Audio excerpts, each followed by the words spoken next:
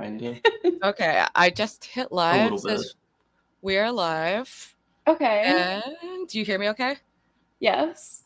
Yay! Okay. All right. Yeah, we're not echoing. So, Okay, perfect. Okay, awesome. All right, we are live on a new link. That's good. Ready to fucking rock. I want to go sit on the roof. Okay. So today I am joined by Ghosty, who I met on one of Wix Gender Wars panels. And initially I reached out because I wanted to talk about like feminism and kind of just see where other women are at and how they're feeling about feminism and like the modern blah, blah, blah, blah, all that stuff. But then we started talking, we had all this crazy shit in common. So we decided to share a bit about our backgrounds with struggling with opiate addictions, our families, also how that's affected them, and our experiences trying to get help, which have fucking sucked. So if you want to introduce yourself and give a little background, this is Ghosty. Okay, sure. Yeah. Hi, Ghosty. And the G in Ghosty is spelled the number 6. I'm 28 years old and new to kind of this whole like streaming YouTube world. As far as, are we going to the whole just backgrounds for as far as like everything, or just Sure. Yeah, if you want, we could jump right into it. So I think a lot of people don't understand how someone ends up on fentanyl, especially when it sounds so scary for good reason. It's a fucking terrifying, deadly drug that's killing hundreds of thousands of people every year. But it's always a much longer story than that. So maybe if you can give some background about kind of your journey with opiates and getting to that point, maybe start there. Yeah, so I am almost a year clean now. It was the end of August when I did my last dose, I guess you could say.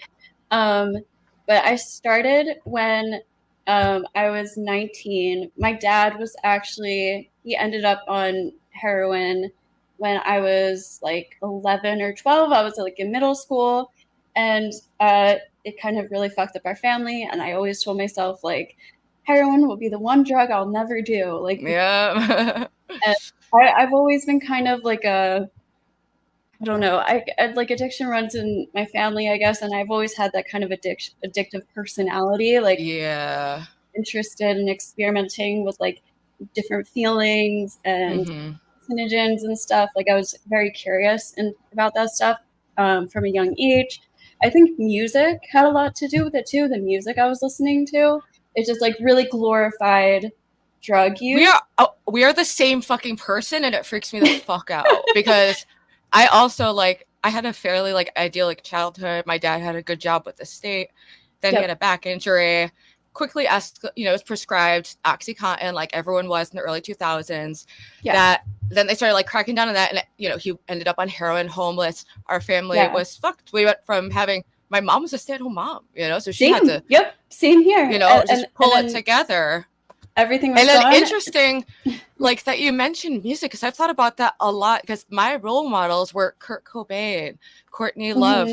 So I was obsessed with Eminem. I had a huge obsession with Eminem in middle school and stuff, and so I think I was listening to him too, and I was just like, you can suck my dick if you don't like my shit. Exactly, because that was I felt so cool. But and then all the rock stuff, and just a lot of it was, and then eventually that music became my kind of sanctuary when I was going through withdrawals and stuff. That music would be one of the only things that kind of gave me a slight amount of comfort, which was it's very weird, but it is. Well, it's complicated. I've gone through periods where I had to kind of stop listening to music that triggered me. I couldn't listen to Nirvana for a while because it brought me back to this place, because I also was a musician and very much glorified. When I was little, all I wanted was to be a drug addicted musician. That was my only aspiration. Dude, same. It's die weird, young. I literally wanted that. I wanted too. to be able to get high whenever I wanted and just kind of do whatever the fuck I want. Go out at night and just it's it's twisted that you people, you want that and you glorify that, and I thought I was fucked up for that. But also at the same like time, being like that age, like 11, I feel like is such a profound fucking time for especially a young woman. You are just hitting puberty, and now all of a sudden, like your stability is ripped away from you. Yeah. You know, it's like, so you are gonna like turn to other role models, and it's weird. Like a part of me, I never had an aversion to heroin, despite it ruining my family. I was just in such a death spiral. I did not care. Like, you know, I also like, I as many like drug, you know, like drug classes and stuff they teach you, I didn't fully understand what addiction really was. I always thought of it more of like a mental thing, and I always thought of myself as like a strong mental person. Like, oh, I wouldn't.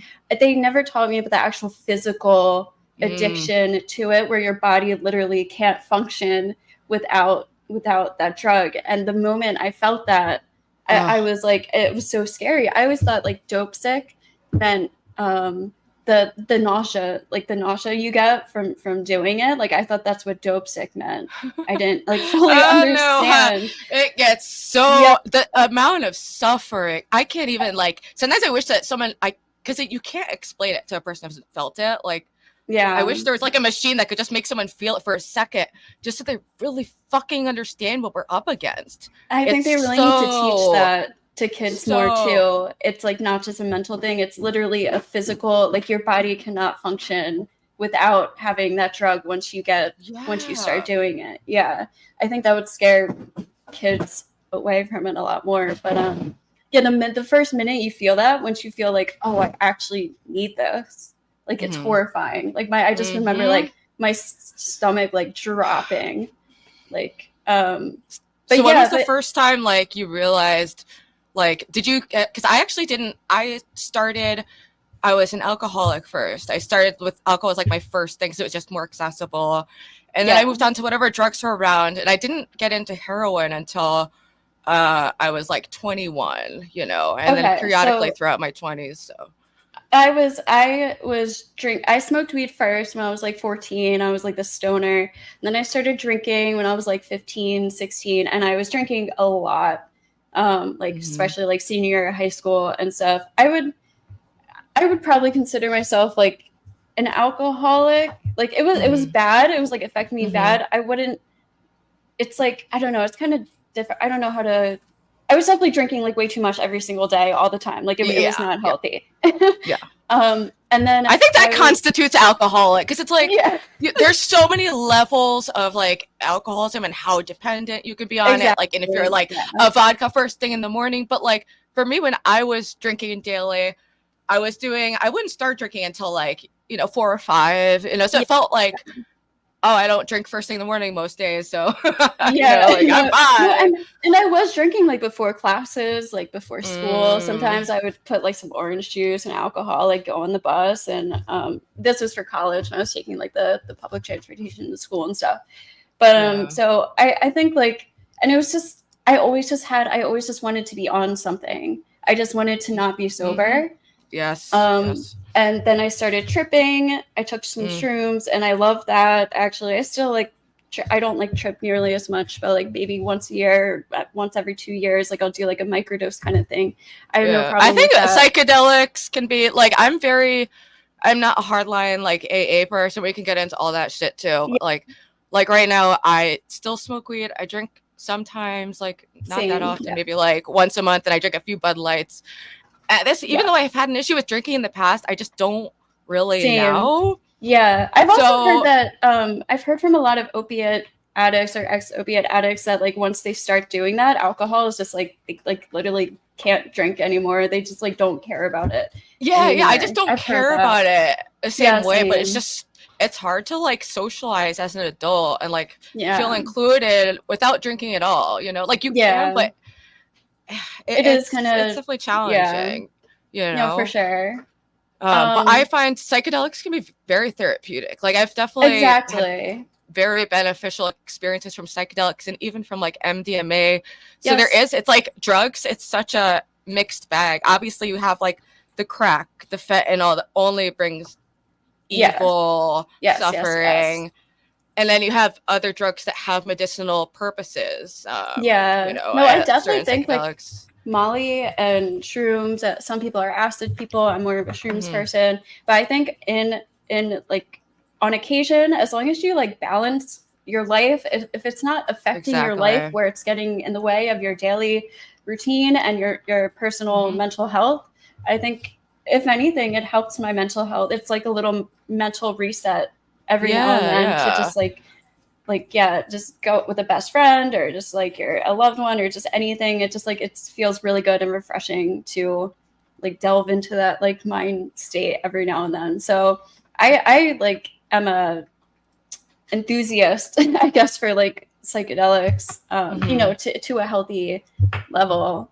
But yeah. Some people like my older brother, when he would take psychedelics, it was fucking insane. Like, because he would lay like a sheet of acid and then like all these weird bath salts, and it was like, and it would be like tripping so much that he did end up losing his mind, and it really affected his mental health. You know? Yeah, I know people who it has like fucked them up. Like, but that's a rare. It is more rare, and it's generally from like an extreme amount of like misuse of like it psychedelics. Might even be like a personality type that has to do with it too, because like a certain personality type or some people, like I feel like with my one friend I know specifically, it almost felt like an early onset of some kind of like something else that was like going on, and then the tripping brought that out earlier, kind of thing. But yeah, so I started doing that, and then just by accessing those drugs and stuff, it put me in like a group of people that were just like around drugs a lot, and I started hanging out with my friends who actually I'm still like best friends with now, and my one best friend, he got clean actually like 2 years before me, so he's been clean longer. But him and then my other friend, they were doing heroin like on the weekends and stuff, and I didn't touch it. Like I just saw them doing it for like a year, and I just saw them doing it, and nothing bad was happening. And then I ended up trying it, and it was for years that I kept it like on the weekends. It was just like on a Saturday or like once a week or something. And I didn't get physically addicted to it. I even in between then. So I did that at 19. And then from 19 to about 20, somewhere in my, like from 20 to 21, I had like a year where I didn't do it because I started dating somebody. And then it came back around and we started doing it again. But I didn't do it as much. And then I started dating somebody else who was from like the original friend group where we did it. And he is a really bad addict. He was an alcoholic too. And us two together, we ended up just like, oh no, you became the drug. I've been in a couple addiction relationships, and it's like, it almost feels like exciting and romantic at first because it's like, like wow, I don't have to hide this thing I do from you. Exactly. And like, we're both fucked up, and we're both gonna try to like each other, hustle together. We're just living this life, and it reinforces the normalcy to have someone doing it with you. It reinforces a false sense of safety, like. And it becomes so toxic because then it's like, oh, well, if one gets clean, that you topple each other down, and so that's how you got daily using. Yeah, it was like he would binge, so he would do it and do it a couple days in a row. My whole thing was never to do it 2 days in a row, more than 2 days in a row. So we would get it, and then he would binge it. So by the end of his binge, I would be wanting to do mine again. Like and then it ended up just doing it. We just ended up doing it all the time. And I remember I was 22 or 23. I think I just turned 23, and that's when I became like physically addicted daily. I went on vacation, and I just brought one little baggie with me. Not the vacations. I didn't realize. I ran out, and I was like, oh my god, I'm withdrawing right now. I'm like, this is I've had to cop in like these like nice, like I went to like visit grandparents, and like I had like a couple things of methadone or something to hold me, but I was like doing methadone and fentanyl, and I ended up like copping from like the one homeless guy, and it was a whole fucking fiasco. Like, it's literally crazy. I was calling my dealers. I was like, "I'll give you $400 to drive to Florida." Drive to me right now. And I was like, "Do you have any connects in Florida?" And like, I'm making all these calls, so the literally, it's crazy. I had people. I had people like leave it at my house. Like, leave it under the flower pot. Like, I'll cash up you money, and then as soon as I get home, like, at least it'll be there. And just like, but I just remember that was like the first moment I felt I was withdrawing. I was like, oh fuck, like that's what this is. Like, and it was so scary. And then from there on, I was doing it daily. And this was shortly before probably like 2 years before the pandemic. And that's when it got really bad because I got laid off and I got the pandemic checks. So I was getting like $800 for nothing. On crack in a day. Like, sorry, government. I'm sorry. I'm a different person now. But yes, that's what I was doing during the pandemic. I went straight to the crack house and we were partying, Yeah. No, it was bad for sure. That the government fully funded my drug addiction for like a year. Oh gosh. Wait, so what was like your first withdrawal experience? Because I was so cautious about never running out. Like, I would hide baggies in my room everywhere so that I would always be like stocked up. I'd always have like one bundle. And I'm a hustler, I had like sugar daddies. I was making the money come. I was supporting 2 addictions for a while, like at multiple points. Like, oh gosh. But like, I didn't feel withdrawal for real until I went into a detox, and then it hit me, and I was like, because I had detoxed off heroin like many years ago, but when I went for fentanyl, it was like so different. It's also a lot shorter. It comes, so like I noticed, like when I first started doing it, heroin, it was still like brownish. It wasn't like the pure white. Oh, I think you froze. Are you there? I'll come back. Okay, there you are. Right. Yeah.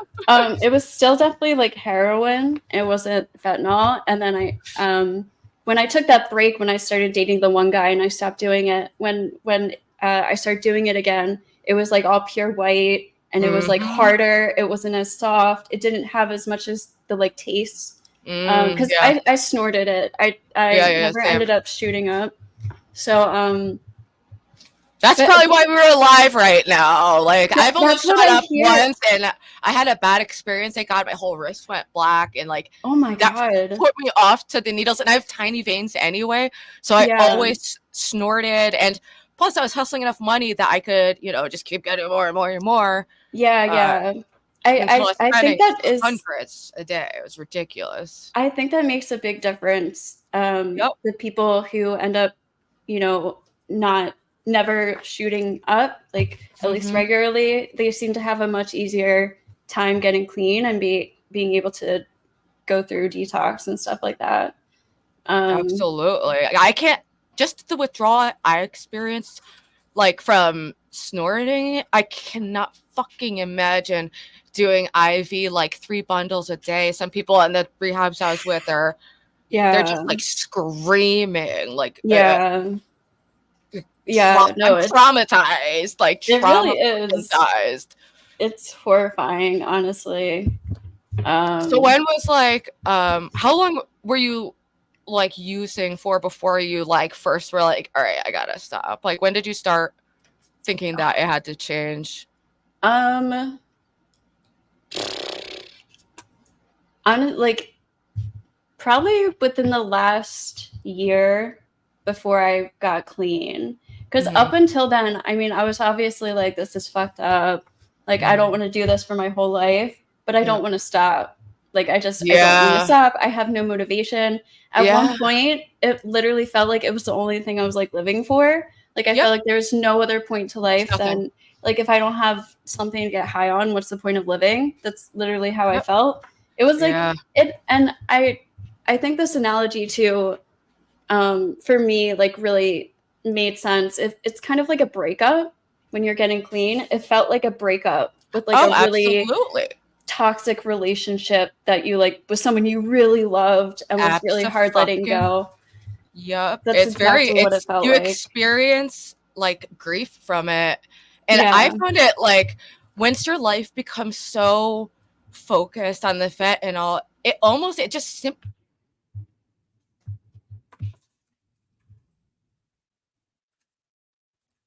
Oh no, you froze again.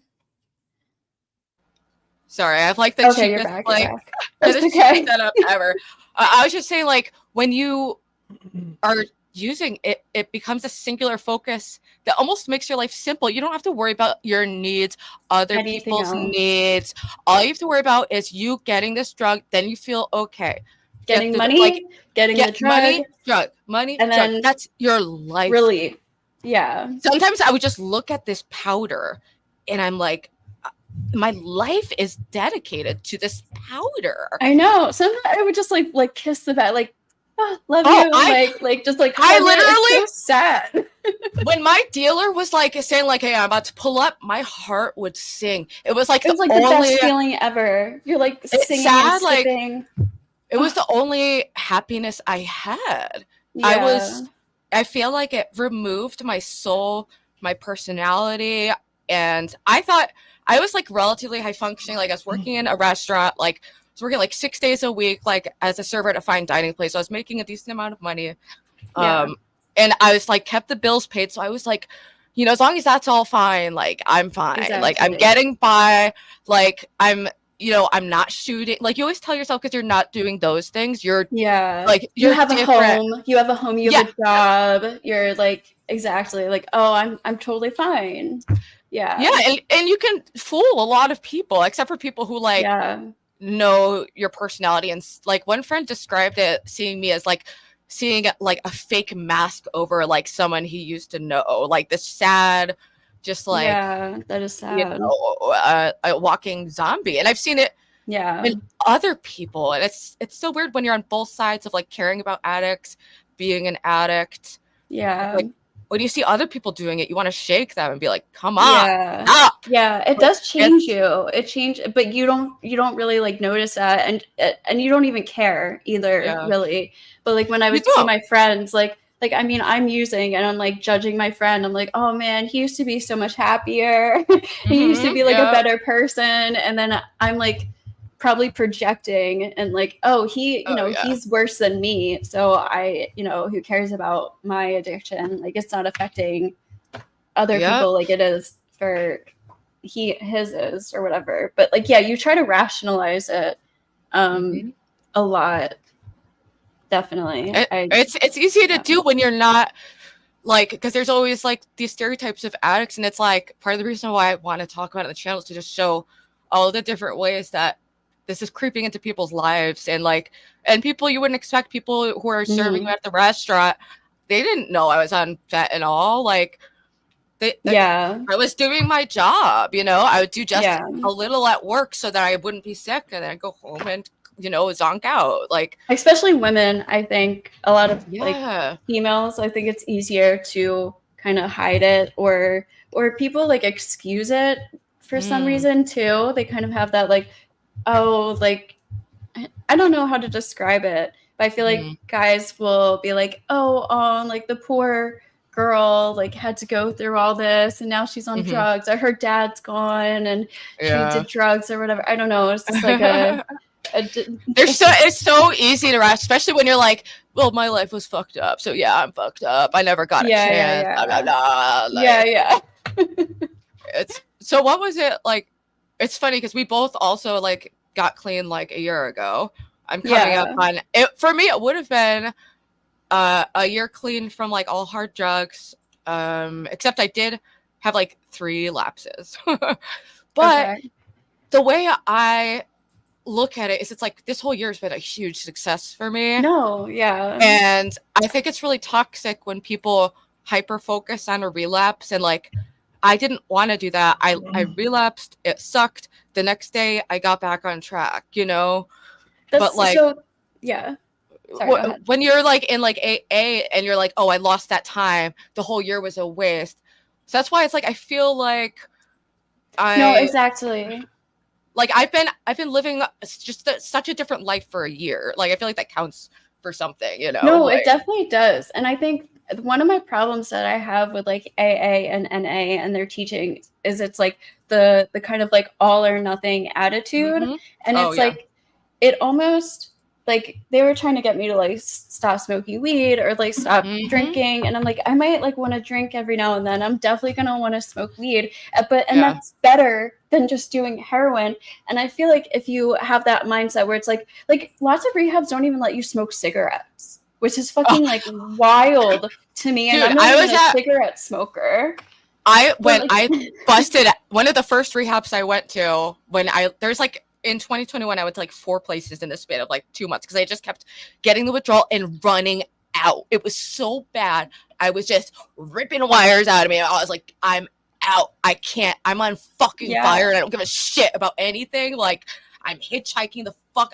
I you know, you just get so no, literally like crazy. It overwhelms you to the point where you are just going to want to relapse. Like you have to like just make like steps. I feel like exactly. And people when people do, when they have that AA kind of NA mindset and they relapse, they feel like they're like throwing it all away, and they have to instead of just being like, okay, well, I am in the right direction. At least all I have to do is get back on it and keep going forward, instead of having this mindset where it's like, oh, you just threw everything away and you might as well just like keep using again because you feel like it's just this kind of like all or nothing attitude that I think is like not very helpful at all. Like if you need to smoke weed, like that's so much better than fucking doing heroin or smoking crack. Or like half the fucking psych meds that are out there with the side effects they have. Like I've been like smoking more weed lately, and like it helps me. Sometimes I have like too much energy and I'm like a little manic, and I feel like it does kind of like help even me out. And it's, I don't know, like there's so many fucking side effects and like serious, sometimes withdrawal symptoms, even with psych meds, that it's like, this line that AA creates is so fake. Everyone's drinking coffee up the fucking wazoo and the cigarettes, and everyone's on fucking Klonopin and 8,000 medicines, you know, and it's so arbitrary. So like weed, come on, like it's, and weed, like when I was using, I couldn't smoke weed because I would like, it would get in my head where I'm like, what are you doing? Like you're doing heroin every day, and you start like bugging yourself out. So I literally couldn't smoke weed while I was using because it like opened up my mind. It like made me realize what I was doing to myself. So weed for me, like I understand that it affects different people differently, but like if you're a weed person, there's no reason you shouldn't be able to get clean and still continue like smoking weed, even if it's just here and there. Like I said, as long as it's not getting in the way of your daily like habits and being able to live and not affecting you mentally and your friendships and everything, there's no reason why you shouldn't be able to do it. Yeah, exactly. And then they people just put are so also, much pressure on you. Yeah, and it sucks because I've like gone to meetings and like tried to be a part of that community, and like I feel like I'm lying by even just being at a meeting if I'm still smoking weed, like and there are like alternative. Have you ever been to like a smart recovery meeting or any of those like no, I kind haven't. of alternative? I haven't either because I'm afraid I'm gonna show up and it's gonna be like 2 people and just like really weird, you know. But and also I feel like for me, I haven't even heard of it.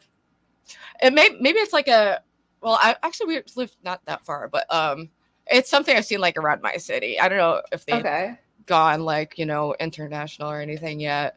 But I think it's a good idea to have like an alternative. Their whole thing is being like a science-based recovery, an alternative, because right now, like you'll have government, like people in court are mandated to go to AA, which is a program that it is fucking religious. It is, doesn't fucking work for everyone. It has like, my dad did great in AA for a while. He was living in a sober house and he was clean for like 6 years and doing really well.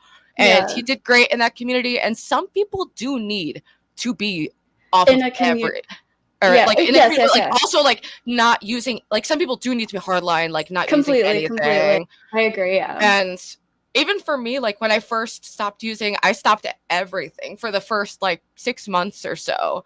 It wasn't until like further in that I was like, all right, maybe I'll like smoke weed sometimes and, you know, just see how that works. And it hasn't affected like my functioning or anything. So, but I wanted to ask you, so what was, oh yeah, so what happened like a year ago that kind of triggered the change for you? Or was there an event, or like you just were fed up? Like, I think I was just getting fed up. I was just, the way I was living was just not manageable anymore. And so what I did was like I set a plan. I was like, okay, so I want to like try to, you know, get clean. And so I knew I wasn't going to go to rehab. So what I was doing, I was like stocking up like comfort meds. So I was stocking up like and Xanax and Suboxone, trying to figure out a plan. And I was trying to do like less and less, just like very like like a year to like, I was like, okay, by this date, like by like my birthday or like a month after my birthday or something, I'm gonna try to like I was gonna have my friend come like basically babysit me for like a week and just make sure and then like give me all my comfort meds and just basically like you need a babysitter. I did the same fucking thing because I was like, if you're on your own, you're like you do need someone there. And but the thing is, I had tried this at a friend's house before, and I freaked the fuck out, and it ended up being this huge fiasco where I was like fighting my way. I ran out with no shoes to like go find my dealer, and my mom came, and the whole family was there. There's a whole freaking, you know, thing. But then I tried it again, and I had like, I took like a little less fentanyl. I kind of tried to taper that down. I stockpiled my methadone, and I didn't have any Xanax. I think I just had like some hydroxyzine and Klonopin, and I ended up going fucking insane. So probably would have helped to have some benzos. I don't remember like a lot, but I had Xanax, and then when the Xanax went out, I had Klonopin, and I just did like a couple shots, and all I did, I just tried to like knock myself out, literally. I was so fucked up. I don't remember a lot of it, but all I know is it fucking worked. So and it's hard because like I don't want to recommend this to people because and then like give like bad advice and they end up like overdosing on something. Exactly. But I know we should say like we are not doctors, but the fucking fact is, I do think people need to know what other people are doing, and we should be talking about it. And like. It is like no one should be stockpiling methadone, self-dispensing it, but the fucking fact is the rehabs are not accessible to everyone. They're not accessible. The treatments are not working. Horrible. And the decent ones cost thousands. So much money. Even the decent ones, like the thing is too, I think it's crazy that they try to make rehab as uncomfortable as possible. And the idea is so that you never want to come back. But it's like, first of all, rehab, if anything, should be the place you want to go back to if you ever need it. Exactly. Like, I don't know, but they make it like, I just wish I could have had music or like, I understand maybe like you can't have a phone or something, but if they could give you some kind of like no internet, like iPads where you can listen to music or just like watch TV or just a comfortable bed that actually has like a pillow or like usually if people don't know, in a lot of these rehabs, what the fuck is the entertainment all day? You're sitting there just like talking about drugs, like shit, talking about drugs like over and over and over again. Like anytime I've always just like ended up plotting with other people about escaping or like plotting to like go look around like the entrance, see if anyone threw any drugs out. Like literally, you can't. Lots of times you can't even go outside. Like and like I said, you can't even smoke. That drove me nuts. Can't go outside. That drives me nuts too because nature is like one of my like happy places that like I really just like gives me comfort and stuff. It would just be nice to be able to, like they should just make rehab about like. Yeah, first of all, make it more comfortable and more accessible, and just easier to get through because you're literally going through one of the most uncomfortable, terrible times of your life. And then also, I think they need to teach more, not just like you know, obviously talking about how terrible drugs are, blah, blah, blah. How did you get here? You know, guilt yourself a little bit, feel shamed and all that. But also, like, what are you going to do with your life that's like, that doesn't have to do with drugs? Just like, what makes you happy? Like, right. Look forward to in life, like how to reheal like relationships, or just like, what are some things that you'd like to do that will keep you away from drugs and stuff? But instead, it's literally just like talking about drugs like 24/7. And that just, I went to rehab one time. I left after 9 days. I like waited till I was like, I didn't eat comfort meds. As soon as I got home, I started withdrawing again. But and then I literally coughed like the next day. Oh no! It didn't do shit. But like literally just talking about the drugs all day, it just made me want to do drugs. Like just hearing about it. It's so maddening, and also people don't understand what it really feels like to like not have the freedom to just like live your life. Everything is taken away from you when you're in these rehabs. Everything is like, you don't choose when you wake up. You don't choose what you fucking eat. You can't have coffee at this time. You can't do this. You can't. You have no control. It's like, oh, now you have to get your blood drawn, and it's like constantly being poked and prodded while you're withdrawing. I fucking hated that. Yeah. It's just they make it already like intensely uncomfortable experience even more uncomfortable and painful and just intolerable. Like, why would you want? I don't know. There's just so many, and I honestly have like a conspiracy theory too, where it's like rehabs need people to keep coming back. To make exactly. money. So it's almost like, do they even really want people to get clean? Like maybe after the 10th time. Like that's what they say now too. Is it's like, oh, you should like, you know, my dad went to rehab like 16 times, and like they say like you might have to go many times to work, and it's like, if that's what it takes. But like for me, I only went to one rehab that I would go to again, and it was like a very nice, like great rehab. It had like a indoor rock climbing wall, and like oh wow, it was in this beautiful. It's just had like was on like a mountain, beautiful nature. And once I was done, I had a horrific detox though, because they gave me 30 milligrams of methadone when I got in. And I'd been taking, 3 bundles, like 3 grams of fentanyl a day, on top of like Xanax too. So I'm doing this like double fucking withdrawal. Oh my God. Xanax and fentanyl together are like, dude, I know. I've seen hell, and I literally was like banging my fucking head on the shower floor, crying. Yes. And I would get up, I'd go into my bed, wrap myself in my blankets, twist, turn, cry like a fucking bitch, like a fountain. I just remember crying so much because I just wanted it so bad. Just it's literally like a tantrum, like a child having a tantrum, just like begging. Yeah. It's literally so thing. Like it feels like it's so it's crazy. I had an extreme physical withdrawal. I lost like 17 pounds in 2 weeks. I didn't sleep at all. Like, and this is when I was in the rehab. Like, and then when I did my at-home detox last year, I went fully psychotic, got arrested 3 times, and had to be institutionalized. It was a very windy fucking road, but I didn't. They didn't press charges. They didn't press charges for the That's like, because when I was psychotic, I thought that everyone was actors who were fucking with me, and I broke into someone's house because I thought the actors were there. And that's when they like, if they had pressed charges, I'd be in fucking jail. Like that's that's another problem too. Is the system, the like consequences with like the law and drug addicts, and how we treat that too. Like sending drug addicts to jail and stuff. It's just like, it's not helpful at all, really. Like it actually just makes it so much worse. Yeah, I've talked to people who have had to detox in jail, like without comfort meds, and it's just that was my biggest fear. That was always my fucking biggest fear, is having to go to jail. Oh my God. And they don't give a fuck. They don't even give you like your normal psych meds if you. Once you're in jail, you're just like not a human being. Like your rights are, they're totally fucking.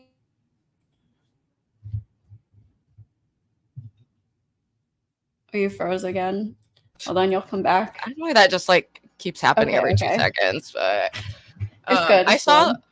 I saw like a chart where it showed like the population of people who were institutionalized and then the increase of people in jail. And it's like everyone who was like in the institutions in the 60s, it's just like they ended up in fucking jail. That's where we put the mentally ill people in fucking jail.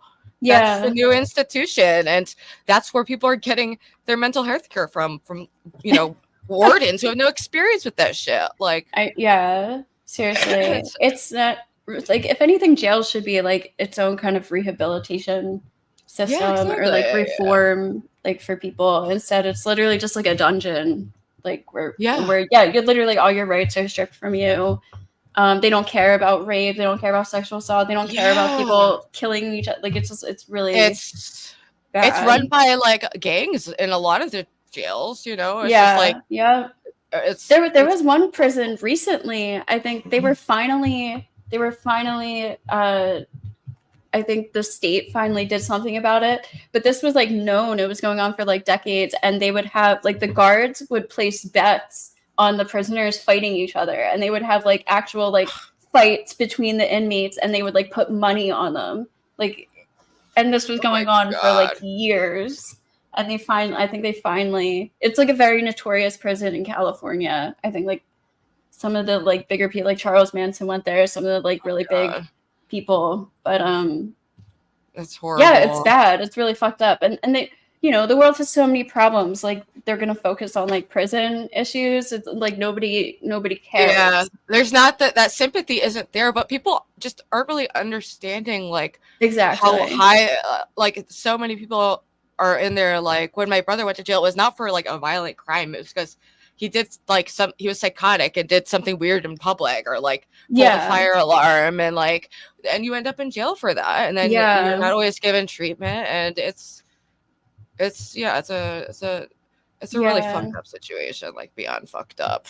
I don't think anyone should be in prison for a crime that isn't a violent crime, or like a crime that threatens the well-being of other people. Like, that's just my personal belief. I think we should have some kind of other like punishment or consequences for those people, whether it be like monetarily, or they have to like work for like do some kind of like work without like getting paid as much, or something like some charity philanthropy, because that could be like a healing experience to like show someone the joy of helping others, you know, you know, help hopefully redirect someone, you know, if they're going down that path.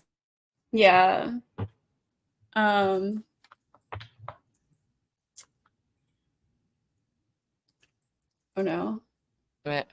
Sorry. Okay, you're back. At least it's like it's coming back like really quickly. Yeah, it is. It's only for like 3 seconds. But I was just asking, I'm curious, like, what was the timeline for you? Like, when did you start feeling normal? Or do you feel normal? Like, what has that healing process been like for you? So I feel like normal. Sometimes it's still like wow, it's like confusing a little bit, like especially in the beginning. I was still like, whoa, like this is life, or like I was doing that, or it's very like surreal feeling.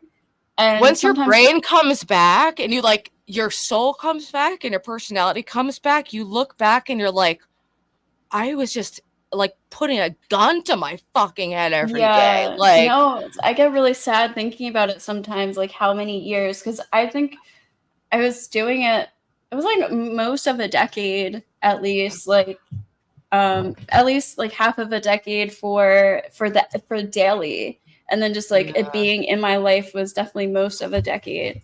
I started at 19, and then I got clean at 20, right around my 28th birthday. So, but I wasn't doing it every day. I was probably doing it every day for like 4 years, I think it was, maybe. Wow. But that's a long time to keep it up too. So like, do you mind if I ask how you were like funding that? Were you working a lot, or did you like, I was doing like OnlyFans and shit like that on the side? I was working, like I was a functioning addict for like a very long time. And then I was doing some of that like online stuff too. And then I had the pandemic happen. So I had some like side like weird jobs, like dog, like pet sitting and stuff like that. Nice. And then the pandemic like fully funded me for that, pretty much. Yeah. So. And how did you feel about like? Do you regret like doing like the online stuff? Is that something you had ever done before, or was it like something you did out of like addiction? So I did it. I like dabbled in it with like my one boyfriend. He like he was like into that, but I didn't really make money with it. So I don't regret it, but it was like, I don't know. It was just definitely like desperate. Yeah. They were like desperate things for sure. Yeah, when you are desperate, you're more willing, like, because for me, I don't really give a fuck if I'm like naked online, the fuck ever, like, but yeah, I regret some of the like role plays I did, just like weird shit where I just wasn't thinking through, like, this might be out on the internet somewhere, or like, because I was just like, oh sure, whatever, you know, like money, what the fuck ever, you know, like, yeah. But for me, I'm trying to like get out of that whole. Like, I still have a couple like random sugar daddies from those sites that have like sent me money over the years. But for me, I find it like I was never a spiritual person. I've always just been like very atheist and stuff. But like, I had like some kind of spiritual experience when I was detoxing, you know, where I felt like I was like talking to God. And it was like probably part of my psychosis, but it did kind of like open up this feeling of like, oh, I think I get spirituality. And I feel like when I'm in the sex work world, it has this like kind of darkness. It does feel like, very it feels very like wrong for some reason, at least for me, like, or like when I was doing it out of desperation, like it just felt like I was like selling my soul a little bit. Like, it is. It's like little pieces of your soul and intimacy that like can be really special with someone else. And I always had this really just like super biological view of like sex and intimacy, like it's just a bodily function, like and like as I've gotten older, I just have like a much more nuanced appreciation for what it means to like save that for someone special, you know. And like it does feel I don't really have regrets because I feel like my experiences have shaped me and I can help other people, you know, through sharing that. And that's how I feel too. I don't really regret a lot. The only regrets I ever have in life are when I like hurt other people. Like that's the only time I regret things. But like I've been through like a lot of shit, and I would say like not a good idea. Probably wouldn't do it again, you know, if I had a chance. But like I don't really regret those things as much of crazy shit I've seen and been through. It was just like, it made me who I am and how I got. Like, if anything, those terrible things might have been the reason that pushed me to getting better today. Yeah. And also, like, I feel like depending on the kind of person you are, some people can really almost benefit from like suffering intensely because it'll give you this more like motivation, just a kind of. Well, like just like a more profound appreciation for like I don't know. Sorry, I like forgot where I was going with that. No, I've kind of always felt like that. Like, even when I was younger, I feel like I had this like dark, poetic kind of like soul where like it would stimulate my creativity through like those like times of like suffering and misery. And it would like feed my creative side, or just like my. Yeah, I don't know how to describe it either, but I think I get what you're saying. Yeah, and it can like connect you to other people, and I feel like broadly, like I just can relate more to anyone who's like faced obstacles in life, and I have such a deep gratitude for my health, all this basic shit that like people like living in a clean apartment or like being able to buy clothes or all these things are like, wow, it's amazing. It's like a beautiful treat to me. Seriously, it really, it does feel like that. It's like, oh wow, like when I can get little like dopamine moments of just like, oh, I'm just gonna cuddle up and like watch a movie or like go for a walk or like, oh wow, the birds are tweeting. That feels so good. Like I honestly never feel that. Like when you're on opiates, you don't feel those appreciation. It takes away the negative feelings, but it takes away the positive too. You're literally numb. Like I really felt like I was just, the only thing I cared about was my next high, being able to get money for my next high.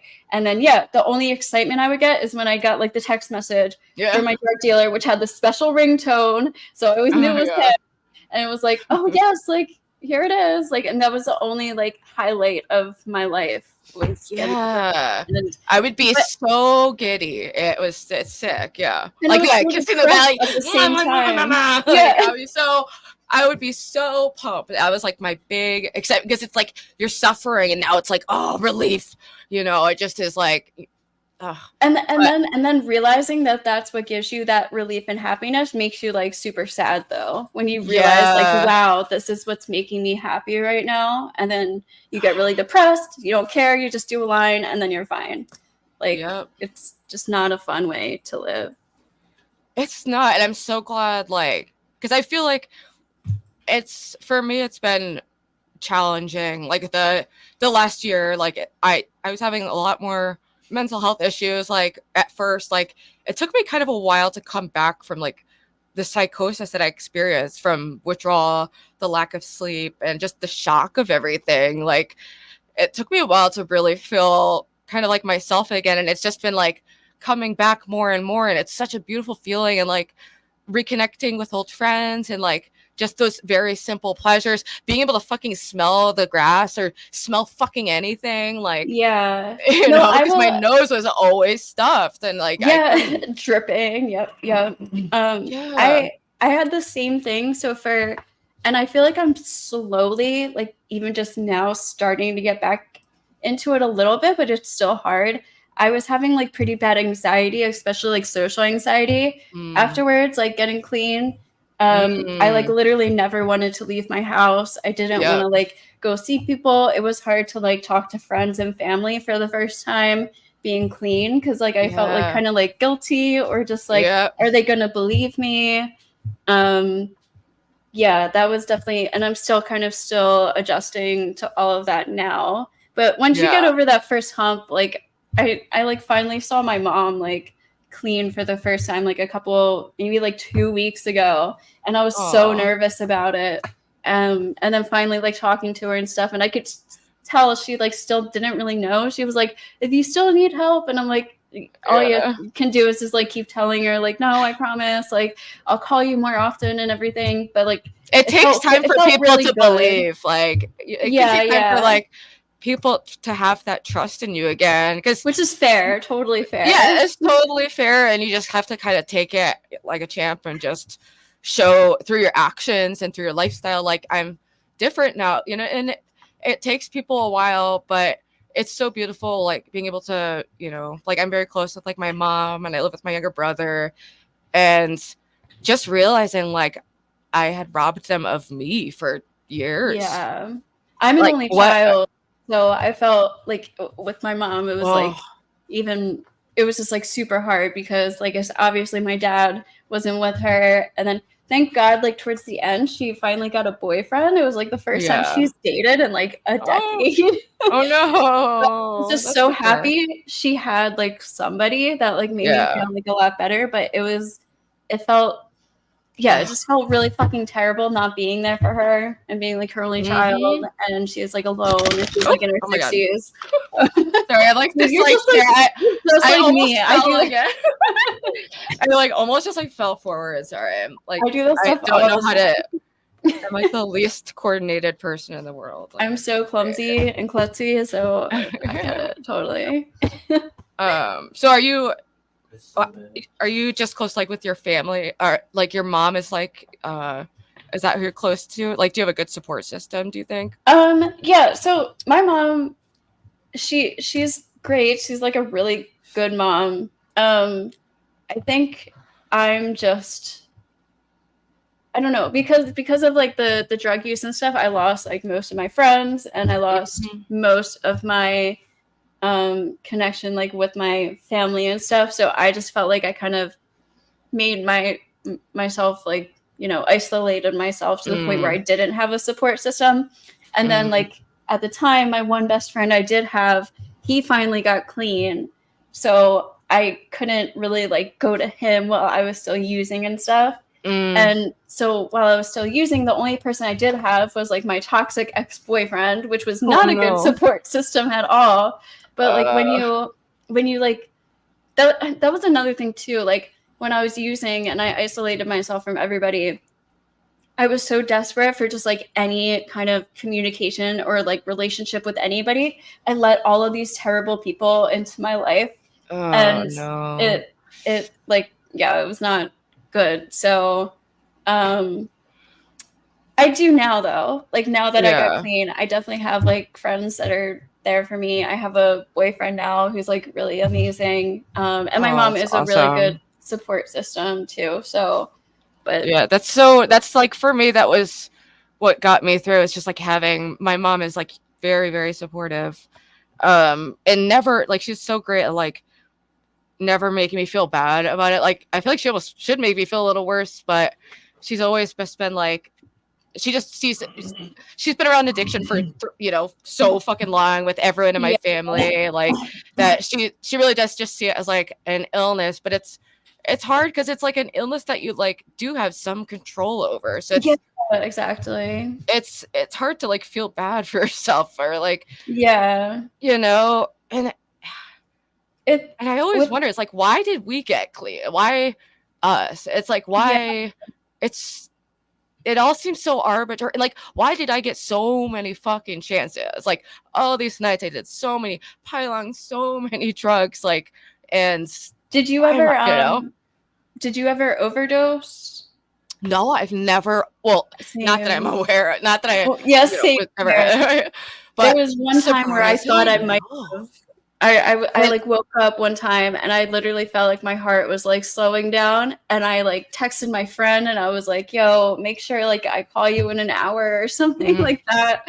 But yeah, surprisingly, I never overdosed either. And like, thank God, because I was living in this room by myself, like away from anybody. Like nobody would have found me like ever.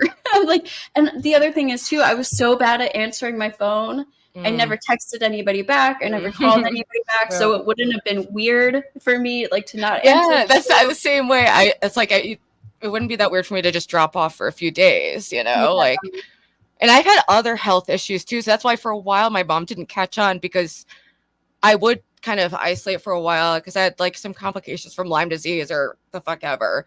Anyway, I had like random, like just like health shit. So it wasn't unusual for me to kind of like not go to every family thing or like be tired. Like, so that was like how it stayed kind of like covered up for a while. But God, it really is like just getting clean. It truly is like a miracle. It is, yeah. And so I just giving you like thoughts on like spirituality or faith. Has that been any part of your recovery? Are you like where do you stand on that kind of stuff? So I don't call it like a religion or anything. I just like, I have the belief that like, I personally believe that there's some kind of weird thing. We have no idea what it is, but I feel like there is some kind of like deeper like spiritual thing, and everybody's perception of like how they experience it through their lives is what they consider like God or the creator or whatever. And obviously I don't think anybody knows the actual answer, but how it like you know, how they experience it in their life is their perception of it. And I don't know, I guess like if you were to categorize it, it's closer more to like the kind of like pagan kind of stuff, where it's like nature is kind of like what I see more as a god, because like that is literally the creator, right? Like what makes us is like water, the sun, and air. Like that's what we came from. And I always think of like God and the universe as being like kind of interchangeable, because I'm not like a big religion person. Like when I first got clean and was still kind of psychotic, I was like trying to be Christian even though I'm an atheist, and I was like, maybe I'm someone who just needs that like structure or something, like, and I was still having like weird like delusions, but that kind of like faded away. And like I still, though, I view like each religion as like can be like have wisdom in it that you can like I like reading like certain parts of the Bible to reflect on like higher values, you know, like, and like Psalms and like the nice parts where it is like good wisdom to live a good life, you know. I obviously don't know how to. I've been fucking up for too long, like, especially with personal relationships. I think like a lot of like the main religions like Islam and Christianity and Judaism, I think they give a lot of good information for like how to treat other people and like the experiences and like forgiveness and just like how like Jesus set like a good example, you know. He was very fuck the rich, like he was like reaching out to prostitutes, like that, you know. I love that him as a character, I think was broadly a good example. And I read it more as like a just like an ancient text that is valuable enough to have been passed on, but I take only what I want from it and I don't literally believe it. Exactly. It's like a guideline. I like using like kind of like biblical terminology sometimes, or like talking about God, but I'm very much like, when I say God, it's more just like the universe or whatever. For me, it is very whatever it is. Open. And every religion could be a pathway to get to some same level of enlightenment, and that's, you know, I'm kind of like a pluralist with that or whatever. And I think that's totally fair. I think it's kind of like asking a lot for people to be able to actually explain and fully define what they believe like God is and everything, because like literally nobody knows. As much as everybody like can say that they do, they're like, we really don't know anything. So to make somebody like define like what is your belief and, you know, explain everything, it's like nobody can.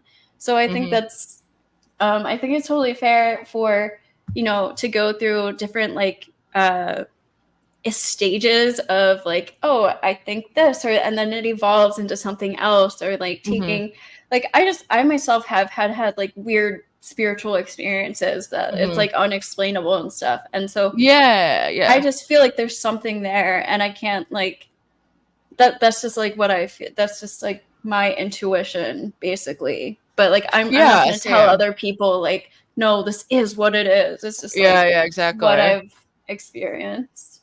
Yeah, and especially when you take like psychedelics and you have that kind of like mind-opening experience, can really shift how you see the world. Yeah, you know? Yeah, no, definitely. And I think like the biggest positive for me in taking psychedelics was just viewing myself from an outside perspective. And I remember just looking at myself and being like, everything you worry about doesn't matter. Yeah. And like, I was lifted of, I used to have all these thoughts that everyone hates me. They're talking about me. Like I had all this social anxiety and like this fear that everyone just hated me. And like everyone's judging you all the time. Yeah. Once I like was outside of my consciousness, I realized like, wait, that's just objectively wrong. Like, do you want your thoughts to be in reality, or do you want to make up a fantasy to hurt yourself? Like, you know, like most people are so exactly like how you're thinking. Like I think most people think this, like people are kind of walking around like, oh, what are they thinking about me? Or maybe not most people, but most of the people I talk to are like this. And then you realize like, wait, well, if I'm thinking that, so many people are just so self-indulged. Like they're too worried about themselves to care about what they think about you. At least, like maybe for a split second, they'll be like, "Oh, I don't know, weird shirt or something," and then they'll move on and forget about you completely. Like people just don't have the time or energy to put that much deep thought into others. And I don't know if that's been around for like forever, if everybody has always been like that, or that's more of a social media thing where we're like always like super hyper analyzing everything about each other and judging, or if that's always been around since like the beginning of human history. I don't know, but I don't think social media probably like social media probably just like magnified at times like a million, because you do kind of like sort of live your life like it's a show, and you want to like sometimes I'll be thinking and I'm like thinking in tweets and I'm like, oh, that'd be a good tweet, that'd be like, what the fuck is going on? Like what? Like why? I've met people who like live their life like through their profile. Like their profile like is who they are. It's like a resume for their life. And they'll like, I don't know. It's just like to explain themselves, they just like show you their profile or something. It's like they put more into their social media presence than their actual being. Yeah. It's really it's super weird. And I feel like broadly people like the mental health of this country is like in a state of absolute crisis, even just for your average person, because we weren't designed to live like this. We need to be physically fucking active. We need to be eating food that isn't poisonous. Fucking like for me, when I'm broke, I eat fucking muffins, these cheap ass like preservative filled like little muffins and candies, because that's what I can walk to. I don't have a car. I can't always afford to get Instacart like delivered. You know, so it's like it's really challenging to like live a healthy lifestyle, but like the food is so bad. Sorry to cut you off. No, go ahead. The feel free to cut me off anytime, like because I do that all the time too. The food we have like in this just the way to get food and eat healthy is so difficult. I feel like in our culture or society, I don't know if it's like that for the rest of the world, but they make it like extremely hard to eat healthily, and just I hate that. So I just feel like that would help so much. It absolutely does, because people are like, so I've been like reading about like the testosterone levels dropping and like the microplastics and all that stuff. Yeah. But I find it like really fascinating that like male testosterone has dropped like 30%. Like that's huge. Wow. And it's just one example of how what we're consuming is changing our physiology, you know, and like kind of profound ways. No, even just your brain power, like the food helps your brain functioning and your thinking power and your ability to sleep, or like do you have too much sugar and caffeine in you, or it totally affects it's a whole trickling effect where it will affect everything down to your mental health, your physical health. And then just on top of that, how bad it is for the planet too, the way that we make food. It's just, there's so much wrong with everything. It's really frustrating actually. And I have to send you this video of like this guy, he did a speech on like the meta crisis, just kind of like encapsulating this moment we're in. I forget his name, but like there's just so many imminent threats to like the planet and human well-being that everyone is just kind of like paralyzed by like it's too overwhelming. And how do we fix these problems when there's these, you know, huge incentives not to, like, and so many like corrupt forces like in our government and corporations working, because they would lose so much money. They would lose money if all of a sudden we, you know, stopped using plastics and started using like materials that aren't putting microplastics in the ocean, just killing everythh. It's like there are ways to do it, but it does. It really does feel helpless. And then I think that goes back to like the mental health of everybody, and then going to use drugs because you do feel so helpless and like it's like pointless and everything. It's a whole mindset as like it is, because people are making an educated choice to drop out because they're looking at their options and they're saying, okay, I guess I could like work at McDonald's all the time and like get an apartment, or I could just like play fucking video games and watch porn in my parents' basement because that's just the best option for me, you know. Like that's so sad, but it's really hard to work against your human instincts, like especially like with the food thing. Like we evolved to crave fat, sugar, salt, and when we get it, we would consume as much as possible because it was such a rare commodity, you know. And so now that's like everything that's available. Yeah, exactly. It does feel like hopeless, but I have a lot of hope just in my interactions with other people, because there are a lot of people who do care There want to improve things. And like my family, we're trying to do like a foundation to, you know, focus on like prison reform and mental health care reform. But we're struggling to even know how to narrow it down. Like, where do we fucking start? You know, like, yeah. I guess it's like lobbying is kind of the name of the game so far as like getting things changed and media pressure, like,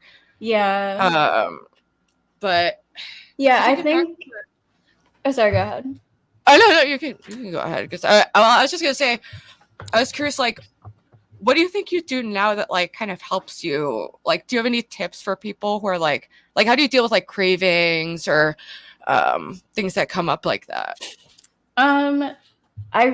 So when I get a craving, I literally just like remind myself like everything I would be throwing away.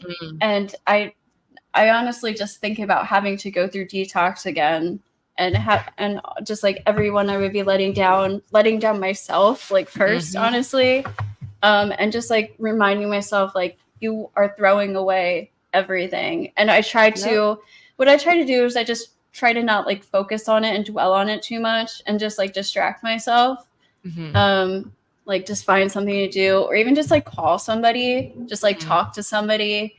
I think people in your life, like your support system, is probably one of the most important things to have. Just like having somebody you can be honest with, you don't have to like hide anything from, and just like, just be able to like vent and be comfortable telling them like, I had a craving, like, and not feeling like you have to like lie to them or be like, oh yeah, I'm totally fine all the time. Like just being able to be like, and explain it and talk it out to them. Like, I had a craving. This is what triggered me. This was the thought I had. And then going through that thought process, like, wow, that's so fucked up. And then being like, but that's okay. And you always have to remind yourself, because I would always think like, I just want to use one more time. My tolerance is down. Like, I want to, see, I'll actually get high. Because, towards the end of the use, I wasn't even getting high. I was doing so much, and it was just not to get sick. Me. Yeah, exactly. Like, I was literally spending $200 a day just to like not be sick. Like, it was barely touching me towards the end. Yeah. But I feel like what you said is like so important to have people that you're being honest to, and honesty and like holding myself to like a higher moral standard has been like important for my recovery. Like when I did relapse, if I wanted to relapse and keep using it, I would hide it. But this time I told the people I cared about, like right away, like immediately, this happened, and I'm not doing it again. But like, that just so it's just having everything be out there and open and honest, because it's like once the secrets start and you start hiding things, I feel like that's when it can get really treacherous, Yeah, no, for sure.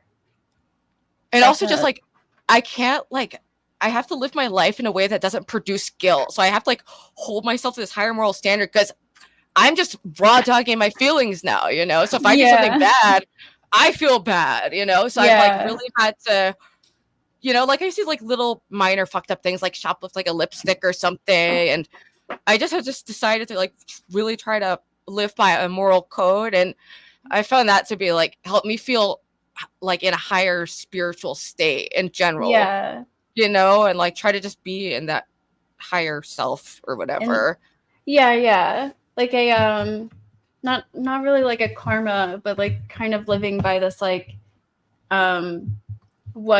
what you put in like comes back on you, kind of like, and that's something that I totally believe in. Like it's like the laws of like energy, like every action there's an equal or opposite reaction, and I kind of believe that's like how things work, like on a conscious level, or like even like a mental kind of like soul level. Like what you put in like is what you'll get out. So like the more effort you put into something, the more you'll get out of that, and the minimum amount of effort, you won't get a lot out of it.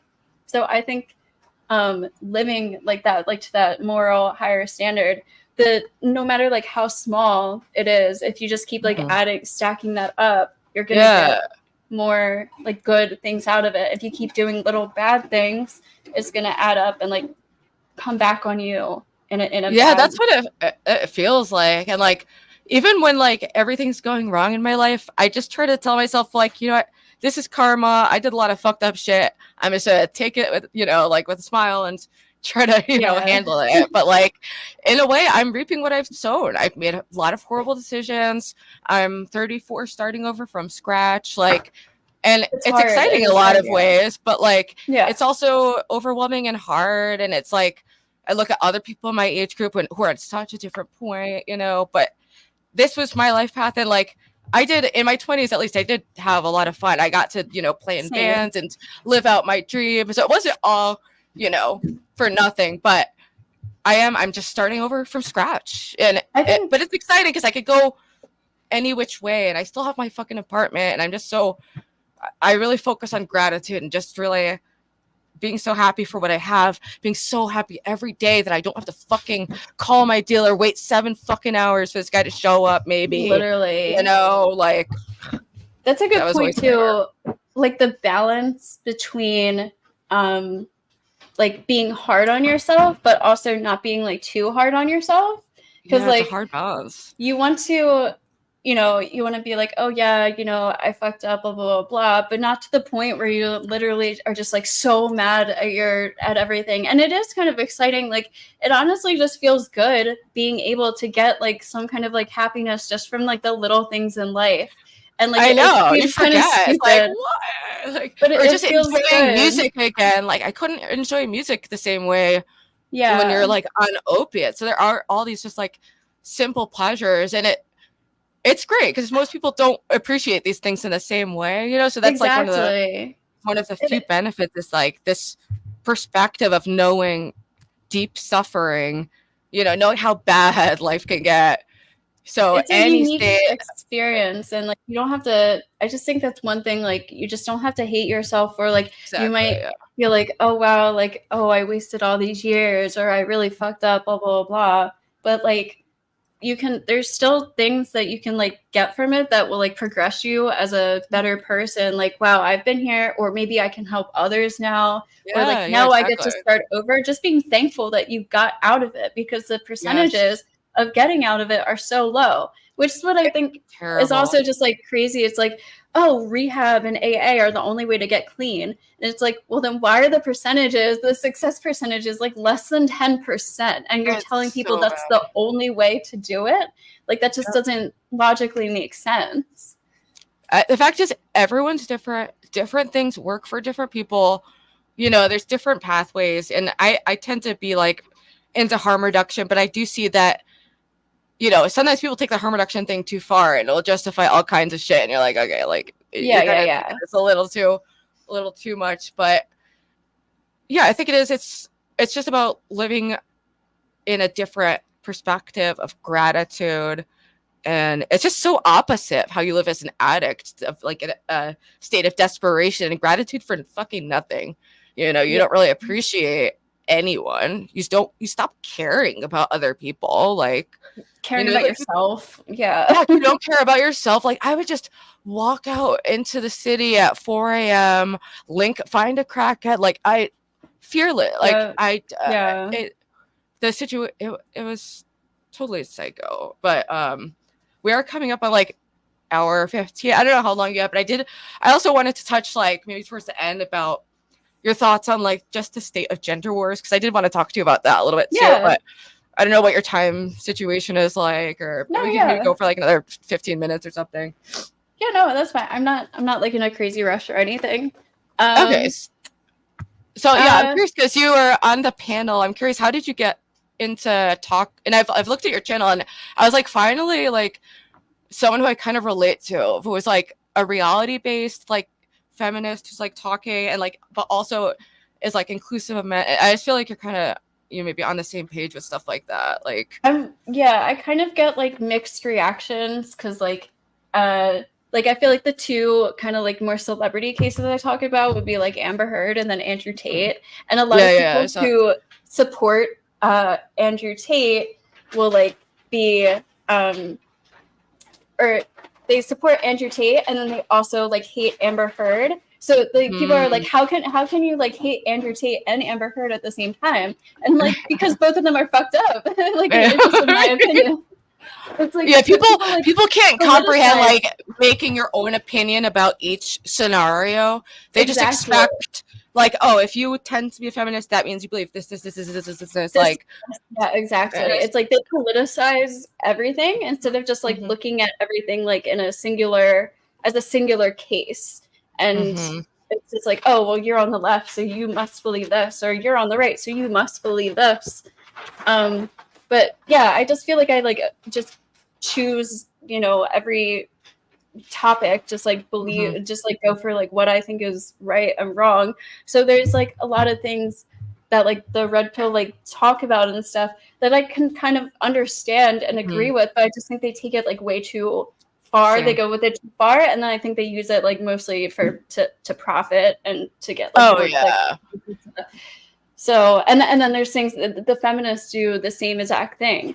Like, I feel like it's almost two sides of the same coin of the like literally when I'm on Twitter just saying like the extremist feminist and the extremist red pill, and it's like I spend a lot of time talking to red pill people, and I feel like there are some people who are using it as like a space for men to like mutually support each, like there are those like positive aspects in it that I do see, but there's also just so much toxicity in it. And I try to like talk to them and, you know, be like, hey, like I'm a feminist, I'm a woman, but like I see your struggles, and like I don't know, I want to heal the gender wars. It's kind of like my rough goal, because it's just getting demented and like and that's also, it's like kindergarten, like, oh, boys stink, girls stink. It's so fucking literally I'm like, oh, boys rule or girls rule and boys rule. That's what it's literally it's so stupid. And I think relationships are probably one of the most like, I just think people get really like, I feel like love and breakups and having like a hard time with relationships like affects like people's mental health and your loneliness, and your just like overall stability or just like your drive in life. So I think that's why it is such like a big thing for me, because I think just like healing that relationship between like men and women would make people just feel like so much, it would just like lift a huge weight.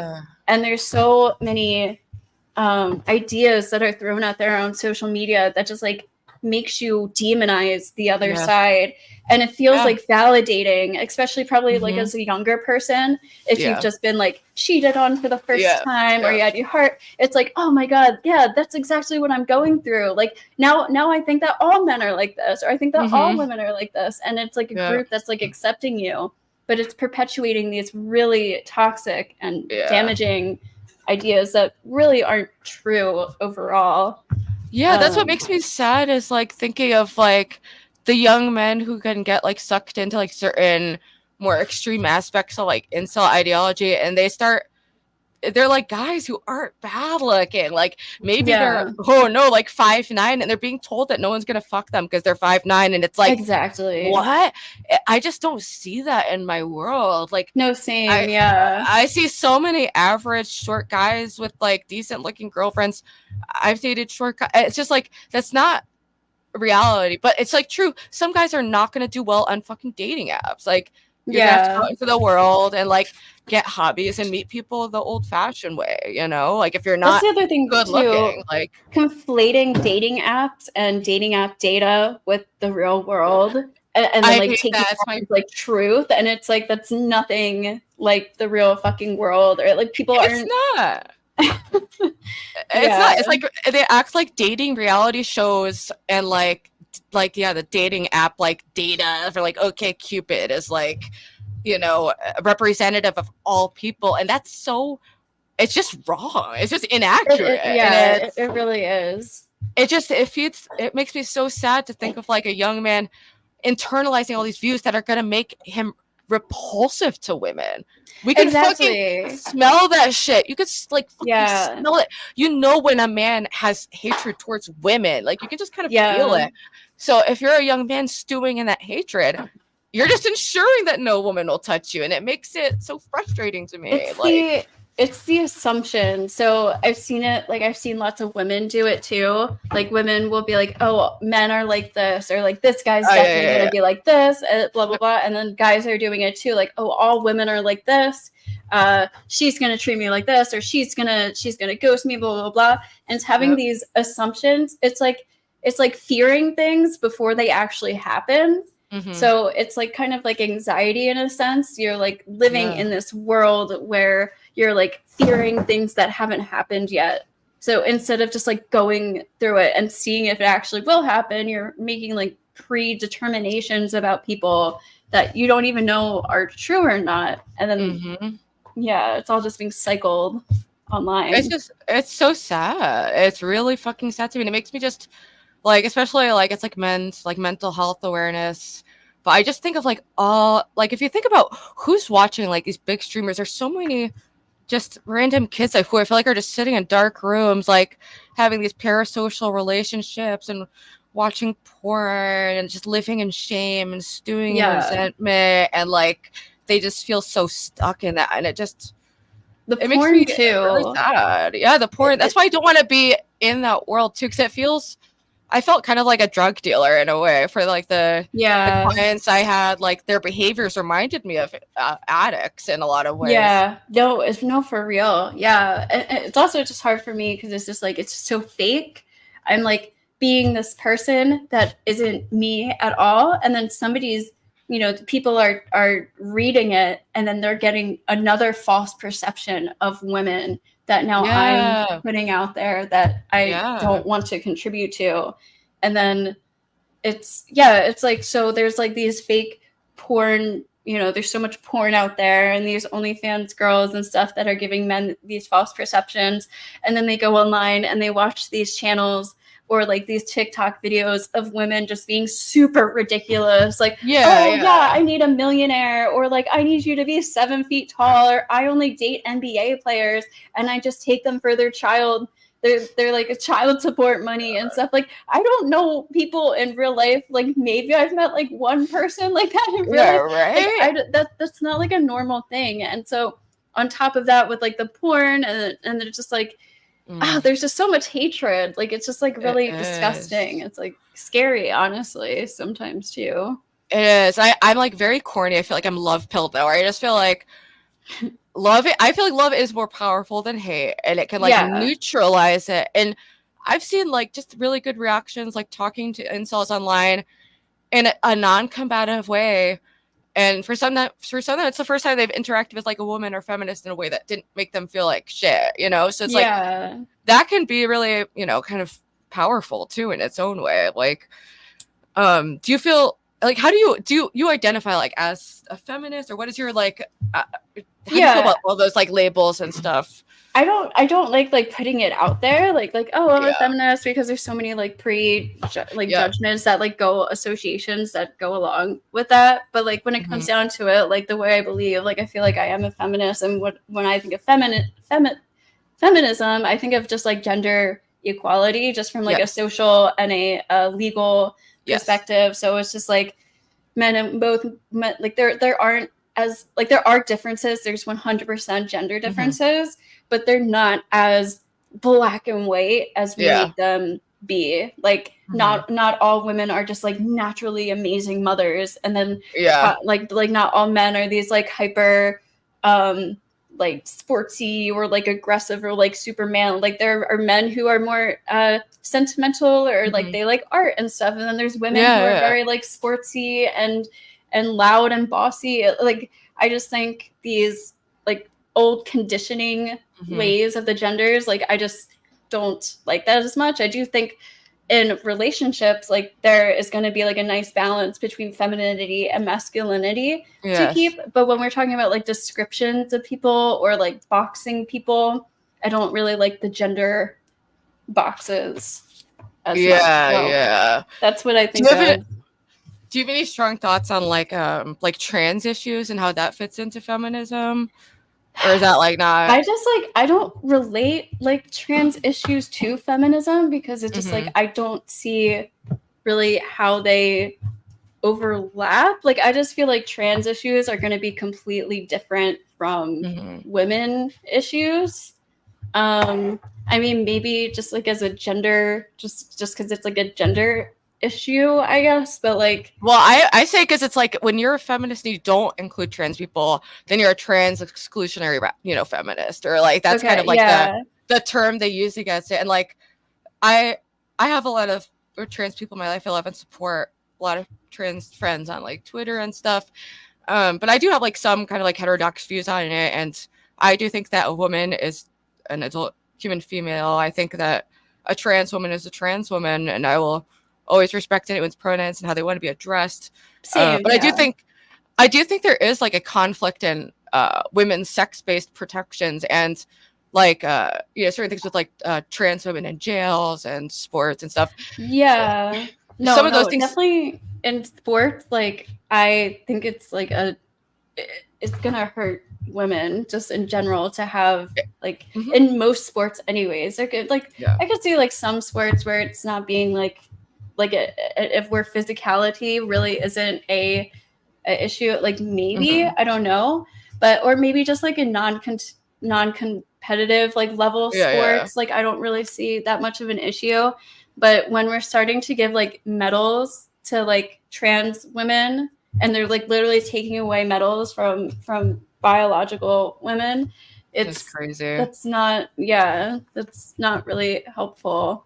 And I the just fact think that it even got to that point is like, that's what scares me about like these institutions, and even in like the government, it really scares me to think that they could be legally changing the definition of woman. I just think of like the downstream effects for generations of what that will entail. Women do need sex-based protections. We are biologically vulnerable in a way that men are. Like, and that matters sometimes. There's just totally different issues for trans women and biological females. Like they're just gonna have totally different issues. I just like I definitely like separate the two, and I'm totally supportive of trans people and like I like respect pronouns and everything like that. But as far as like totally intertwining the two, I don't know. I don't think it helps, honestly, either party. Like, so, How do you feel about like including men in feminism or like in that conversation? Like, do you think it's distracts, or do you think it's a good thing to maybe try to include men? Like, or how do you feel about that? Yeah, I think so. I think like, how do you feel about like male feminists? Because that's always like people have different reactions to that. So male feminists, it's confusing because I think there can be male feminists. I think there's actually a lot of them, but the guys who are out there like I'm a male feminist, they tend to have like, just from my experience, they tend to be like kind of have like ulterior motives. That's just from what I've seen. I have seen that too, like so blatantly, and it's just like, ew, like come on. Yeah, it's like no. But I think most guys, I'd probably say most guys believe in feminism like as a concept, but they're not out here like I'm a male feminist, like going to like marches and stuff like that. But I do think just I don't know. That's why I like the panels like with WIC and stuff, just getting women and men together and discussing these issues in the same space and just hashing it out. I do think like that discussion and those conversations can be helpful because we're hearing the both sides, like, the problems. I just wish there was like a way to actually get somewhere, because it seems like we're both just like letting out and ranting all of our issues without talking about solutions as much. It's so much easier to point out like what's wrong with everything to think about actual solutions. But I do think in a way like just having conversations can be part of the solution, because it's like this is like how action starts. It's like it starts with the thought, word, action. And I think that in our own little way, everyone's kind of shifting the conversation. So I'm trying to shift the conversation in a way that is productive, that isn't hostile, that is like I would like to talk to more like people on the men's rights side and just talk about how we can work together to like be better to each other and really hear what they had to say. There's a guy cohort on the last panel I was on, and I thought he had some really brilliant things to say, and he was like, to me, like the best of that community, because he's someone who had struggled with mental health and he found support in the community. He improved himself and like, you know, now tries to help other people improve themselves. And I think, you know, that's the best aspect of it, but there is so much toxicity too. But I think I agree. It's very like validating. So many like men or people on that side, they're not used to a woman really like validating them or like just letting them say their piece, it seems like, and that in itself really can de-escalate. And all of a sudden, oh, I do know a reasonable feminist, you know, it's like they're not all, it's like that matters, you know. It really does. Yeah, like that's why I like going onto panels that have like usually completely opposite views of me, and especially like when we're talking about like gender issues. There's like one show, they're like kind of a smaller show, but like I was going onto their panels like weekly, and they're like definitely like more of the manosphere, like red pill. Some of them are more extreme than others, but like I was trying to go on there regularly to like show them like, yeah, I'm a feminist, but I'm not like this like crazy, like trying to give them like a rational, like show them that there's actually reasonable women out here that like agree with you guys, but also this is why some of what you're saying doesn't latch on to the majority of women, or maybe not the majority, just like a good amount of women. And the ideas that you're putting out there to other men can be harmful sometimes too, even though what you're saying is valid also at the same time. Yeah. So there's like a balance of not trying to like point out issues, but not trying to like make it seem so doomy and like hopeless and like blanketing everyone where it's just like so much tension. Yeah, and just being able to concede certain things to them or be like I will happily talk about, you know, the fucked up things that women do and like same. And I honestly think that's an important part of like this next stage of feminism would be for women to really acknowledge the power that we do have now. Yeah. Like we have more power to harm as well. And we need to we need to just be cognizant of that and like cognizant of the fact that we are doing better than men in some ways. And like maybe they need support, you know, like in education and in mental health, like men are having really bad outcomes. So it's like, I don't know, something's going on. And I do think the conversations help change cultural norms. And that's probably the best that we can do is try to shift a norm within feminism. I want to set a higher moral standard of like enough with the men are trash shit, enough with the just 100%. Like shitting. That's not. It's where we're at. We're past that.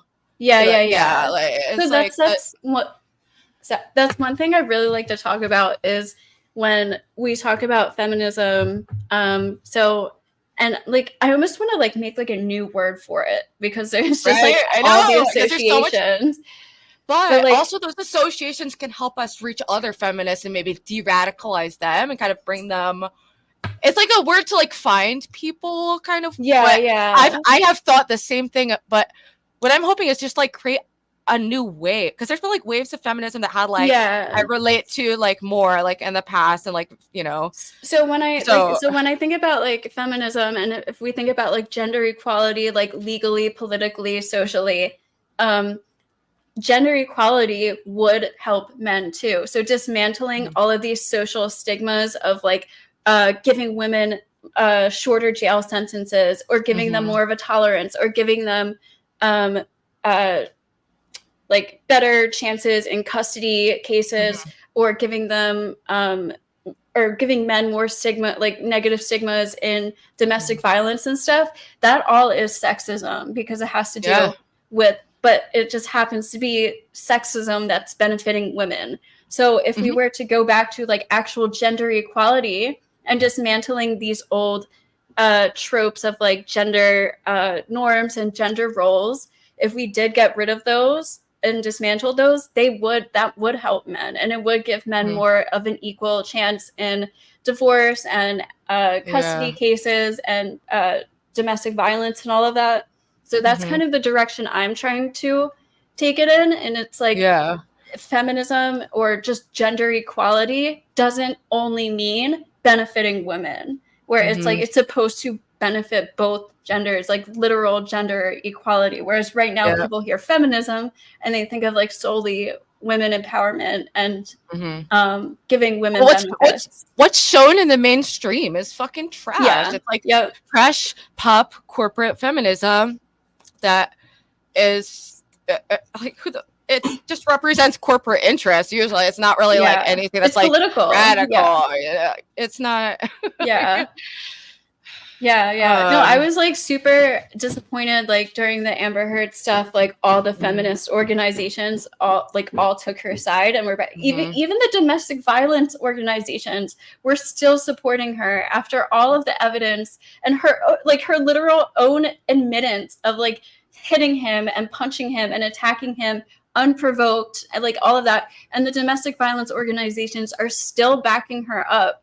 And it's disgusting. And I've like gone on their websites and they literally never talk about the men's perspective. And there are so many women. I know a guy who has been stabbed by his girlfriend. I know a guy who was hit by a car by the mother of his child. Like I know so many guys who have been domestically abused and physically hurt by women. It's like very common. But for some reason, we like politicize it to make this like leftist like feminism kind of like viewpoint instead of just it's all about like being a powerless victim, and that is so toxic. Like I feel like I did internalize, like I was like much more like a SJW kind of like, you know, that kind of feminist for a while, and I felt like I did kind of internalize this like chronic like I'm a victim in all situations, I'm powerless, and like I just feel so much happier and whole, like since I've been more reality based and looking at it like more clearly, and like, I have less power in some ways, I have more power in other ways. Like but when I really think about it, I do think it's better off to be like if I could choose being born a guy or girl, like in America, I would choose girl, you know, because in this particular moment, it's an awesome time to be we're doing great. You know, for the most part, like, there's always shitty things, but like, I think I would rather be a woman because we still are benefiting so much from like affirmative action, even though we are now outpacing men in a lot of ways. It's no, and especially in school, there was like science-based research in this, like the way female brains, like in younger girls, they like will develop faster, just slightly. So like girls in school ages are like almost at the same level of boys, but that are a year ahead of them. So some people actually want to mandate like sending boys to school like a year earlier. So it would be like younger girls with boys that are like actually like a half a year or like a year older than them, and they would be more on the same developmental like brain because the frontal lobe comes in like a little later for men. Like I feel like for like boys it takes a while to develop. I feel like my frontal lobe took a while to develop. Like it came in late. Well, and then there's research like I don't know, like I've never been like actually diagnosed, but I feel like I have some kind of just like I feel like I'm on the spectrum. I feel that too. I'm like, who knows what's wrong with me? So autism, people with autism, their brains actually tend to look more like the opposite sex. So like females with autism, the way their brains work, they like function more in in the way like the male brain functions, and then for men it's like the opposite, which like kind of makes sense to me, just like how, I don't know, just throughout my life I feel like that maps on. Do you feel? Yeah. It sounds like people judge if you're like, oh, I feel like I have some masculine traits, but it's like sometimes I do think like in some ways I have a more masculine like thought process in some ways, but I'm also like very, very feminine and same. It's like such a weird. I've always wondered if I've been diagnosed with everything and nothing. I don't know what to believe anymore. But like, all I know is yes, I'm crazy. But like, I get so hyper fixated on things and like, and I have like weird like sensory issues. Like I'm very. That was my one temperature regulation is weird. I am very sensitive to lighting and shit like that. I don't know. So like like women, because there's not many brain differences between men and women. It's like the way that we process things. So like women tend to be better multitaskers, and men tend to be better at single task, like hyper focusing on one thing, and then they're like a little bit. It's harder for them to multitask things, whereas women tend to be better at like multitasking and stuff. Forget what I was gonna say now, but yeah. So I think another like important part of like a new kind of feminism is being very real about sex differences, what they are, what they aren't, but like talking about what they are and when it matters, and that it does impact like men and women do tend to communicate differently, and that causes a lot of friction. Like. And they're everyone's different, but there are like broad patterns in how like the sexes behave, and that's okay. And you're not gonna see the equal outcomes in like every fucking industry, like women might be more I think things, and that's okay. Like I don't embracing know. It's so hard to know. It's funny too, because like a lot of feminists, or like the more extreme feminists, they view women qualities, like feminine qualities, as like weaker or worse or lesser than, and it's like they call themselves feminists, like they're like pro women, but then they like idolize all these masculine traits and like think badly about natural feminine traits, and it's like, how are you going to be pro woman but hate on like womanly things? Like that makes no sense. So I think that's also like another direction that we should like try to steer feminism into, like actually embracing the, like you said, the differences between the sexes and the natural biological differences, and then learning how to just like, first of all, just accept them and be okay with that, and embrace them and like love them and look at them as like as good positive things, and not just like hate on everything that's feminine, or just like think it's worse than masculine things.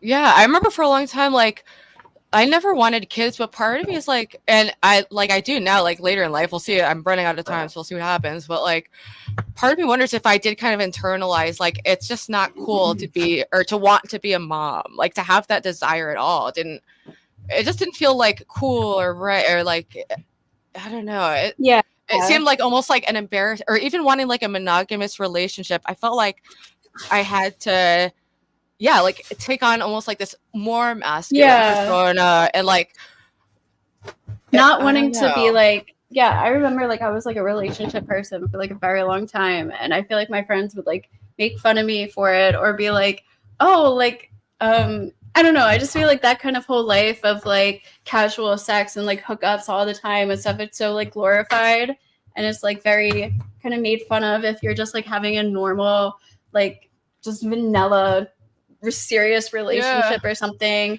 Or even my mom, like growing up as and this was like, I'm 28, so like she was raising me, so this was like 2 decades ago at least. Even her friends would like put her down for being a stay-at-home mom, like they were like working women and stuff, and they would kind of just like leave her out, or kind of like look down on her for like not being like the working like career kind of like woman. And it was like, and that was 2 decades ago, so I can't even imagine what it would be like doing that now. And it's just like not even possible now, like in this economy. Exactly. It's so sad. It's like, because I am concerned about like how children are being raised, when it's like we do have to just all be working and paying for daycare, and like I benefited so much from having a stay-at-home mom. Like she started working like part-time once I went to elementary school, and I was like doing full-time school days she started working, but like having her like from preschool and when I was doing half days in kindergarten and stuff, like that was amazing. I couldn't imagine. I also like I never had to do like the after school care and stuff. Like I always went home. My mom was always like there at the bus stop, like to walk me home and stuff. And like I had like I know kids who like go into like early care and then they go into aftercare and then they have like nannies and it's like they're never actually with their parents. Yeah, and that's scary. I just worry. And then when they're not being supervised, they're on the internet, you know, looking at fucking like learning about sex through like hardcore pornography, watching videos of people getting beheaded, like chat rooms. All the fucking fucked up videos there are, and then chat rooms that people like. Facebook. It's really, it's such a different world to grow up in, and like I feel like lucky that I grew up in the 90s, you know, and I do feel like a lot of the strength and stability I have came from like I did get this first like stable 10 years of my life that were very normal, you know. Dad was around, I had a normal job, mom was at home, I had 2 brothers, like, you know, we'd go to Disney World and just do shit like that and lead a charmed life, you know. So it's like sometimes I feel like that helped me have like, because my life wasn't always fucked up, so I have some, you know, core like positive like foundation to like fall back on in a way. But it is we have such similar lives. It's like really funny. I know that I couldn't believe it, and you're like talking, I was just like, what the fuck? I know. Like very very specific things, but that's I know just, life is good like that. But that's also why I like doing like random like panels like that, you know, even if sometimes they can get like ridiculous, but it's always nice like meet other streamers and connect with people online, because I think it's fun and I like having these conversations. Even if it wasn't being streamed, I'd like having conversations like this. But I do think it's good to have for people to see just like a real conversation between like 2 women who are both feminists, who are both in recovery, and you know, just trying to use like I feel like, you know, when you get a second chance at life, you should try to do better, you know, and like try to just have a positive impact and have that gratitude that like, all right, I got another chance. Like I have this chance. Like I actually did it. I think so many people kind of just feel like they'll hate themselves for it or like really look down. And I think that's a hard part. I think that's something that keeps people from getting clean too, is they feel like I've already fucked up this much in my life. What's the point of getting clean now? But like it really, no matter what time, like I know this woman who met the first love of her life in her 80s. She's literally like fucking healthy as ever. She couldn't be happier. Like she loves this man. They're getting married. Like it can happen whenever. And just because your life doesn't go a super cookie cutter perfect way doesn't mean that it's a waste. From like literally there's so much to do at any point in your life to look forward to.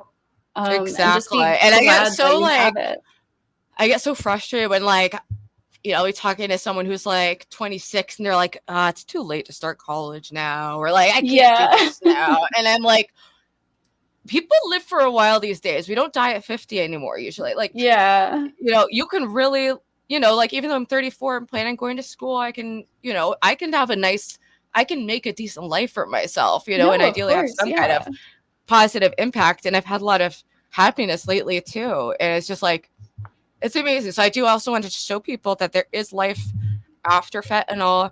And even though the suffering and the withdrawal is terrible, it's worth it.